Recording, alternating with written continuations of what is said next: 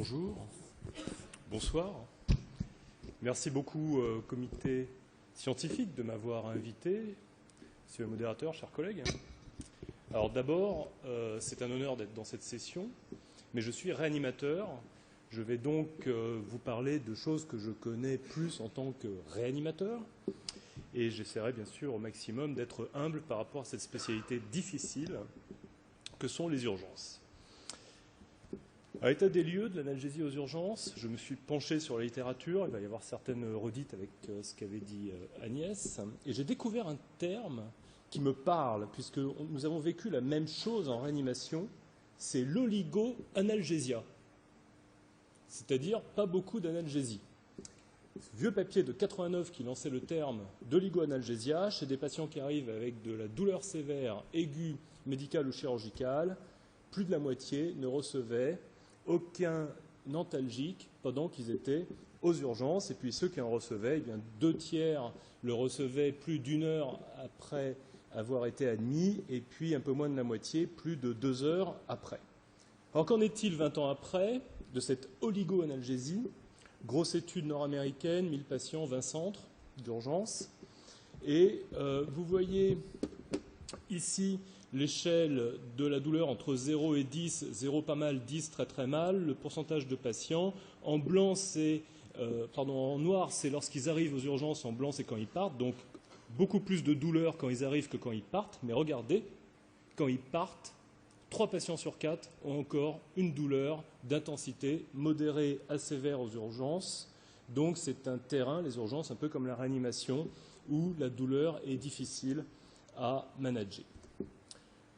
Alors beaucoup ont essayé, cette étude récente. Vous voyez ici le nombre de patients en pourcentage en fonction du temps d'attente de leur analgésie. Au départ, quand ils arrivent aux urgences, 100% n'ont pas eu d'analgésie, puis ça décroît au fil du temps. Et puis il y a 2 courbes différentes parce qu'il y a avant, après, une procédure d'amélioration de la qualité de la gestion de l'analgésie et contre toute attente. Et c'est une étude récente.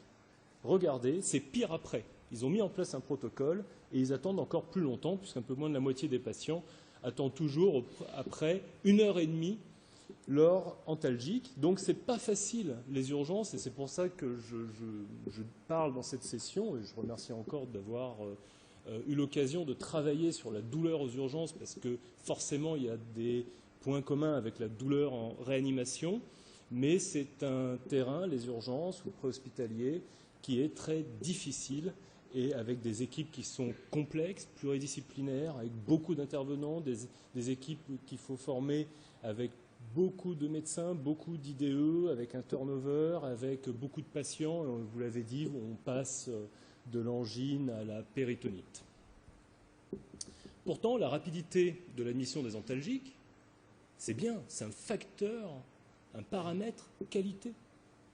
Et dans cette étude rétrospective de 1000 patients, on a comparé les patients qui attendaient plus d'1 heure et demie leur antalgique à ceux qui l'avaient moins d'1 heure et demie après avoir été admis. Eh bien, ceux qui l'ont rapidement, leur antalgique, ils restent moins longtemps aux urgences. 2 heures de moins s'ils sont sortants, 4 heures de moins s'ils sont hospitalisés. Et il y a beaucoup d'interventions qui ont été faites d'amélioration de la qualité de la prise en charge de la douleur aux urgences. Et cette revue systématique de la littérature qui est récente conclut qu'il n'est pas possible d'estimer si une de ces interventions est réellement efficace et qu'il faudrait bien réfléchir sur les théories sous-jacentes, le rationnel sous-jacent à chaque intervention. C'est très compliqué. Alors pour faire simple, le premier rationnel, ça va être ceci, c'est-à-dire la mise en place d'une échelle d'évaluation de la douleur qui fonctionne pour une moyenne de patients et une moyenne de soignants. Dans cette étude, quand on met en place une échelle de la douleur, eh bien le délai d'analgésie ici diminue lorsqu'on a l'échelle. Alors c'est tendance significative, mais il y a une bonne demi-heure d'obtenu en gain. Et puis l'analgésie est également plus fréquente lorsqu'on met l'échelle. On passe de 1 patient sur 4 à 1 patient sur 3 qui reçoit l'analgésie. Donc c'est le début, cette échelle, c'est l'amorçage d'un programme d'amélioration de la qualité. Et cette même étude, qu'est-ce qu'elle montrait? Elle montrait que lorsque le diagnostic n'était pas encore fait, le patient n'avait pas d'antalgique. En noir, c'est quand le diagnostic est fait ou ne pose pas de problème. Et en grisé, c'est quand la procédure diagnostique est en cours. Ici, vous avez le pourcentage de patients qui reçoivent une analgésie. Eh bien, pour une douleur du dos, il y a moins d'analgésie lorsque le diagnostic est en cours. Le trauma ne pose pas réellement de problème diagnostique. La céphalée, vous voyez, il y a 3 fois moins d'analgésie lorsque le patient arrive avec une céphalée qui pose problème diagnostique. Et c'est valable pour un certain nombre de motifs de douleur. Et dedans, vous voyez, il n'y a pas de douleur abdo. Pourtant, la douleur abdo, eh c'est un véritable problème. Et là, il y a eu beaucoup d'études. Beaucoup d'études randomisées, contrôlées, opioïdes versus placebo, pour comparer quoi? Si ça retarde le diagnostic, l'acuité diagnostique. Si l'opioïde retarde l'acuité diagnostique lorsque le patient a eu une douleur aux urgences. Et il n'y a pas de différence, en fait, qu'on donne un opioïde ou un placebo, selon les études, il n'y a pas de différence. Il y a même ces 2 études-là qui sont plutôt en faveur de l'opioïde. Peut-être que le patient a moins mal, se laisse examiner, se laisse interroger par le chirurgien, mais en gros, schématiquement, il y a autant d'erreurs diagnostiques si on donne un opioïde que si on donne un placebo. Alors ça, ce sont des études randomisées, contrôlées. C'est quoi la vraie vie? 2000 patients en rétrospectif. Eh bien, pour l'appendicite, pas de retard entre opioïdes et pas d'opioïdes. Par contre, pour les AINS, vous voyez, une différence, plus de retard de diagnostic, enfin surtout de prise en charge également de l'appendicite, l'appendicectomie, lorsqu'on donne des anti-inflammatoires non stéroïdiens. Donc on a encore cette problématique du diagnostic et du traitement antalgique. Alors les AINS, bien sûr, c'est particulier. Ce sont de très efficaces antalgiques sur des douleurs inflammatoires. Et lorsqu'il y a une infection associée, ça peut être dangereux. Et attention, bien sûr, aux effets secondaires, notamment en termes d'insuffisance rénale chez la personne âgée. J'imagine que c'est la même problématique qu'en réanimation. Donc, ce diagnostic pose problème et il faut avant tout optimiser la mesure de la douleur en réanimation. Pardon, j'ai fait un lapsus, aux urgences. Mais cette diapositive montre des études qui ont été faites en réanimation et quelles que soient les personnes, les médecins, les aides-soignants, les infirmières et même la famille, si on leur demande d'évaluer la douleur entre 0 et 10 et ensuite qu'on demande aux patients, on évalue toujours 1 ou 2 points en dessous du patient. Aux urgences, c'est la même chose. Ici, c'est la différence de à peu près 2 points sur une échelle numérique, et c'est pareil pour le VA, entre une infirmière, infirmier et le patient. Ici, c'est une différence de 1 point entre le médecin et le patient, et là, c'est une différence de 1 point entre le médecin et l'infirmière, c'est-à-dire qu'aux urgences, comme partout ailleurs dans l'hôpital, l'observateur externe, le soignant, sous-évalue la douleur. Il est important au sein d'une équipe de standardiser l'évaluation de la douleur, et on schématise entre l'auto-évaluation de la douleur chez les patients communicants qui vont rapporter l'intensité de leur douleur, et puis il y a des patients aussi qui ne sont pas communicants aux urgences comme ailleurs, ce sont les patients confus, les patients déments, les patients hypovigilants qui ont pu prendre quelques médicaments en trop, overdose, et on parlera à ce moment-là d'hétéro-évaluation. Alors pour l'auto-évaluation, quelle échelle? Pas facile le VA. Le VA, ça a été fantastique parce que ça a permis d'optimiser la prise en charge de la douleur partout dans le monde, à l'hôpital comme en ville. Et puis, enfin, les soignants, les médecins ont une réglette, un symbole dans la poche qui est un outil pour mesurer la douleur, donc il y a un effet psychologique. Et puis, on a beaucoup communiqué. Moi, je me rappelle, quand j'ai commencé mon internat, au sujet de l'EVA, c'était « l'EVA, c'est bien, pourquoi ?» Est-ce que le patient il ne peut pas savoir le chiffre? Il n'y a que nous qui l'avons. Vous voyez? Il n'y a que nous qui puissions mesurer le chiffre et le patient ne l'a pas. Et bien dans cette étude française de l'équipe de Nantes, ils ont montré que les échecs avec une échelle étaient beaucoup plus importants avec l'EVA chez les patients traumatisés qu'avec l'échelle verbale simple et l'échelle numérique. On imagine le patient en préhospitalier qui a un trauma, faire l'EVA, tenir la réglette, ce n'est pas évident. Et pour les patients non traumatisés, c'est l'échelle verbale simple qui a le plus d'échecs. Vous voyez que l'échelle numérique, dans les 2 situations, trauma et pas trauma, c'est l'échelle qui a le moins d'échecs. Et on va aller encore peut-être plus loin dans la difficulté de communication, c'est la réanimation. C'est une étude qu'on avait fait dans le service. On avait comparé l'EVA vertical, qui est le GOLD standard, puisqu'on sait qu'en bas, on n'a pas de douleur et en haut, on a beaucoup de douleur. Les patients ne se trompent pas entre droite et gauche. On l'a comparé à l'EVA horizontal, à l'échelle verbale simple, qui n'est pas simple en réanimation chez les patients intubés. Est-ce que vous n'avez pas de douleur, douleur légère, douleur modérée, douleur intense ou très intense? Vous pouvez vous aider de la main pour situer la douleur, et puis vous pouvez aussi leur demander de chiffrer un chiffre entre 0 et 10, ou bien de le représenter sur une échelle visuelle numérique en grand format. Eh bien, c'est cette échelle-là, l'échelle numérique en grand format, qui remporte le plus de succès, puisque c'est la plus faisable, dans 90% des cas, y compris chez les patients qui sont intubés, dès lors qu'ils répondent aux ordres simples. C'est la préférée pour une majorité d'entre eux, pour plus de la moitié, 2/3, et c'est la plus performante. Alors, ce n'est pas l'EVA qui est la plus performante, c'est l'EVN. Et ça veut dire quoi, la plus performante? C'est que si on regarde la proportion de faux négatifs chez les patients qui ont une douleur, qu'ils arrivent à localiser un point douloureux et dire « voilà, c'est là que j'ai mal avec une des échelles », la question simple, 2/3 des patients en réanimation, ils vont dire « j'ai pas mal », et pourtant après, avec un autre outil, on arrivera à détecter de la douleur. L'échelle verbale simple, c'est 1/3, et l'échelle numérique, ce n'est que 10%. Ça veut dire que l'échelle numérique, notamment visuelle, qui est facile à faire, c'est l'échelle la plus sensible à détecter la présence d'une douleur chez un patient fatigué. Et la question simple, alors ça, ce n'est pas le trauma qui arrive et qui a mal et que c'est évident. C'est par exemple la patiente cirrhotique qui arrive aux urgences pour une décompensation œdémato-ascitique. Elle est un petit peu ralentie, hypovigilante, confuse, encéphalopathe. Et vous allez mener un interrogatoire. Vous lui demandez si elle a mal, elle va dire non. Vous avez soif, non. Vous avez mangé à midi, non. Vous avez mal, non. Et si vous montrez une échelle numérique, elle va vous donner un chiffre. Et là, vous allez faire un diagnostic, par exemple, vous avez mal où? Et bien là, au niveau de l'épigastre, vous faites un ECG, c'est un infarctus. Donc c'est un outil qui est très précis, l'échelle numérique, et qui est probablement le plus faisable, et en tout cas c'est ce que nous on recommande pour les patients fragiles de réanimation. Donc vous avez mal, non, on montre un chiffre, voici les limites pour la douleur légère, modérée à sévère, mais un chiffre ne fait pas tout, il faut localiser la douleur, prendre en compte les antécédents, les patients en consultation pour anesthésie, qui nous disent, moi là par exemple j'ai une EVN à 5/10, et quand je suis couché c'est 8-9/10. Et j'ai eu une spondylarthrite ankylosante il y a plusieurs années, j'ai des séquelles, c'est ma douleur de base. Donc il faut aussi prendre en compte les antécédents et le souhait d'un traitement. Et j'ai ressorti une vieille diapositive que je montrais souvent à un moment donné.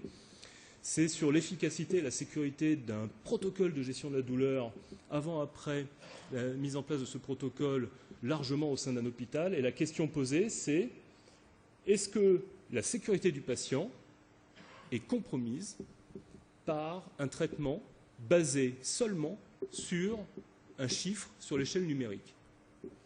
Bien sûr, on prend la satisfaction du patient, elle est significativement améliorée après le protocole, mais forcément on compare 20 000 à 11 000 patients, donc tout est significatif, mais vous voyez, la différence est quand même très tenue. Par contre, surdosage en morphinique, en opiacé, il n'y a pas photo.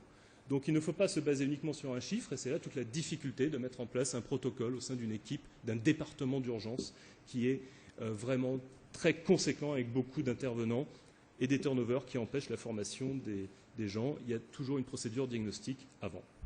Alors comment traiter la douleur? J'ai découvert un autre terme, c'est l'opiophobia, en cherchant comme ça sur PubMed. Et effectivement, ça a été dit et redit, plus de 50% des patients polytraumatisés ne reçoivent pas d'opioïdes dans les 3 heures suivant leur admission aux urgences dans cette étude. Les opioïdes, effectivement, ça crée une dépression respiratoire et neurologique, des troubles de la vigilance. Ça, c'est problématique aux urgences. C'est pour ça qu'il faut un encadrement sécure et bien regarder les constantes et avoir le personnel et le temps pour le faire. C'était dit et redit. Voici le protocole, pour rappel, de la conférence de consensus. On évalue la douleur. Si elle est modérée ou légère, on utilise des paliers 1 ou 2 d'antalgiques, paracétamol ou palier 2 par exemple, tramadol, des anti-inflammatoires non stéroïdiens, mais attention bien sûr aux précautions d'usage dont on a parlé, l'infection, ne pas masquer quelque chose, et plus ou moins le méopal, l'analgésie locale ou loco-régionale. Et puis si la douleur est sévère, la morphine en titration, c'est 2 à 3 mg IVD, on réévalue 5 minutes après. Toujours des douleurs, on refait 2 à 3 mg IVD de morphine, et puis s'il y a des effets secondaires, sédation excessive, bradypnée, désaturation, on stoppe la morphine, on administre antidote. Voici les recommandations. Et puis on m'a demandé de parler de perspectives et bon, on peut en discuter effectivement. Par exemple, ça a été évoqué, pourquoi pas des opioïdes de synthèse. Donc je crois que vous en avez beaucoup discuté dans la conférence de consensus. Non, il y a des arguments pour ne pas en faire, mais il y a aussi des arguments pour en faire parce qu'ils sont quand même facilement titrables. Et pourquoi? Parce qu'ils ont un pic d'action qui est très court, 5 minutes souvent. Il n'y a pas de retard d'élimination. Peut-être qu'il faut augmenter la dose de charge. Et voici le protocole récent 2014 des équipes de SMUR nord-américaines. Ils évoquent de la morphine ou du fentanyl avec de grosses doses de charge, réévaluées bien sûr toutes les 5 minutes. Voici les morphiniques de synthèse. Alors bien sûr, il y en a qui sont de 10 fois plus puissants à 1000 fois plus puissants que la morphine. Le Sufenta est 1000 fois plus puissant que la morphine. Il ne faut pas se tromper dans la dose. C'est sûr. Je n'ai pas parlé du Remifenta. Au départ, il y avait le Remifenta et puis je l'ai enlevé parce que c'est compliqué le Remifenta. Pourquoi? Eh bien parce que vous voyez ici, ces morphiniques-là, ils ont des pics d'action en bolus qui sont très courts et des durées qui sont pas très importantes. Mais le Remifenta, vraiment, c'est particulier. Je n'ai pas voulu le mettre pour ne pas embrouiller les esprits. Le Remifenta, il ne faut pas faire de bolus. Il y en a certains qui en font, dans certaines conditions, tout petit bolus. Mais il peut y avoir des bradycardies et des arrêts cardiaques. Le Remifenta, ce n'est pas de bolus et c'est juste une vitesse de seringue électrique qu'on va doubler, tripler. Ça prend à manier particulièrement, spécifiquement. Mais regardez déjà ces antalgiques-là, l'alfentanyl ou rapifène. Alors, il n'y a pas d'études aux urgences, mais c'est quelque chose qui est très maniable. Le pic d'action, c'est 1 à 2 minutes. Donc, le patient a très mal, vous faites du rapifène, vous attendez 2 minutes. Si ça ne marche pas, vous pouvez en refaire. Et la durée, c'est 10 à 20 minutes. Donc, c'est très court. Alors, le Sufenta, c'est sûr, c'est un peu plus long. Il faut faire attention. Il y a des scopes. Il y a un patient monitoré peut-être différemment. Mais peut-être que ces morphiniques de synthèse qui sont hautement titrables pourraient trouver la place peut-être dans la prise en charge de la douleur procédurale. La dose de charge, cette étude regarde l'intensité de la douleur après une dose de charge conséquente et 30 minutes après. Vous voyez que même si on prend une limite supérieure à 6 sur une échelle 0,10, eh bien plus de la moitié des patients ne sont pas soulagés une demi-heure après cette dose de charge conséquente. Et ces patients-là, des urgences, contrairement au bloc opératoire et à notre culture que nous avons d'anesthésistes, la grande différence, c'est que ce sont des patients qui sont naïfs, souvent, de tout antalgique. Contrairement aux patients du bloc opératoire qui a eu, avant l'opération et juste après peut-être la fermeture, un certain nombre d'antalgiques. Ces patients-là, des urgences, du préhospitalier ou qui arrivent directement aux urgences, sont naïfs souvent de tout antalgique et peut-être qu'il faudrait avoir des doses de charge plus importantes. L'autre possibilité, c'est l'analgésie contrôlée par le patient, la PCA. Vous voyez ici, absence de PCA, PCA avec 2 bolus différents de 1 et 1,5 mg. Ici, c'est la douleur. Il y a un bolus de morphine qui est fait, les patients ont moins mal après.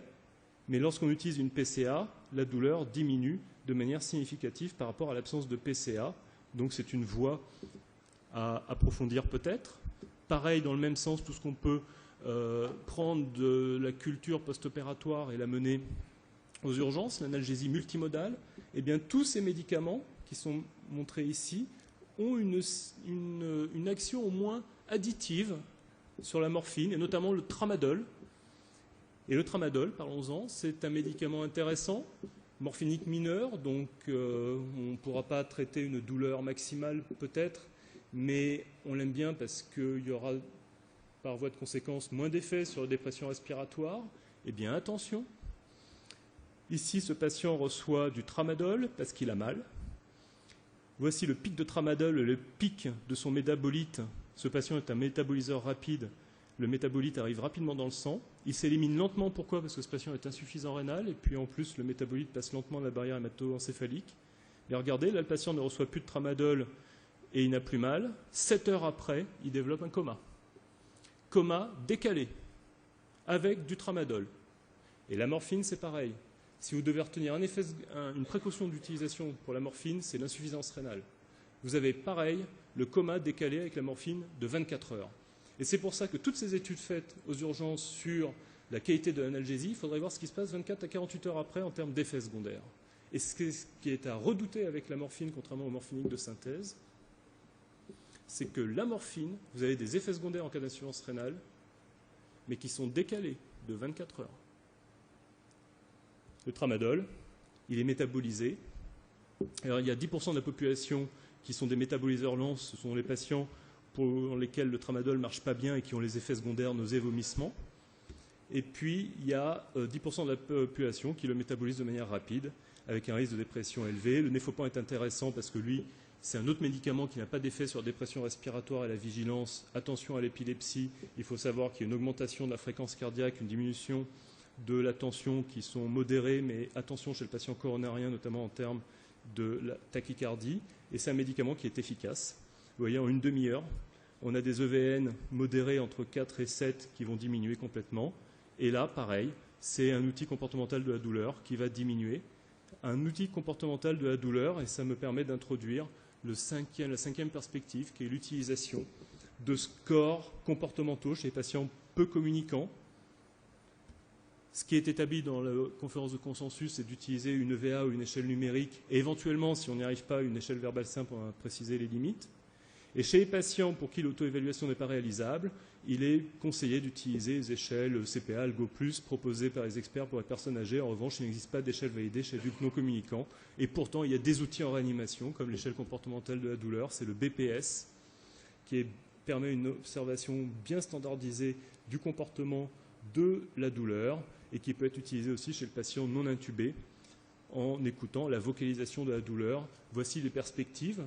C'est d'utiliser un protocole de sédation analgésie chez le patient intubé qui permet d'épargner un peu les sédatifs, parce que pour accrocher un patient au respirateur en préhospitalier ou pour les transferts, quand il arrive en réanimation, ils ont souvent des doses majeures de sédatifs et souvent une hypotension associée. On pourrait réduire les sédatifs, regarder la douleur et bien adapter le protocole sur des outils validés. Et puis chez les patients confus, déments, qui gênent aux urgences, on pourrait aussi titrer la douleur, comme on a fait avec l'Acupan, et montrer que c'est efficace. Donc en conclusion, tout est poison, rien n'est poison, seule la dose est un poison, ça a été dit et redit tout au long des 3 exposés, et il vaut mieux bien titrer, parce que tout ce qui a été injecté, on ne peut pas le retirer, donc prudence, ce sont des situations difficiles, les urgences. Pour bien titrer, il faut des outils fiables. Alors, il y a l'échelle comportementale, et pour l'auto-évaluation, des outils simples. Et l'échelle numérique est peut-être la plus faisable, et c'est celle qui est adoptée notamment aux États-Unis de manière très large, qui satisfait une majorité de patients, pour avoir une majorité de soignants, et puis des pistes à réfléchir en termes d'équipe, de protocole, en termes de sécurité, aux urgences, à la sortie, mais aussi 24 heures après. Et ce qu'il ne faudrait pas, quand même, je sais que ce n'est pas le standard et la recommandation et le consensus, mais on a parlé de perspectives, revoir ce que peuvent apporter les nouveaux opioïdes, développer tous les concepts de l'analgésie périopératoire, dont LR, qui a été bien sûr brillamment exposé avant. Merci beaucoup.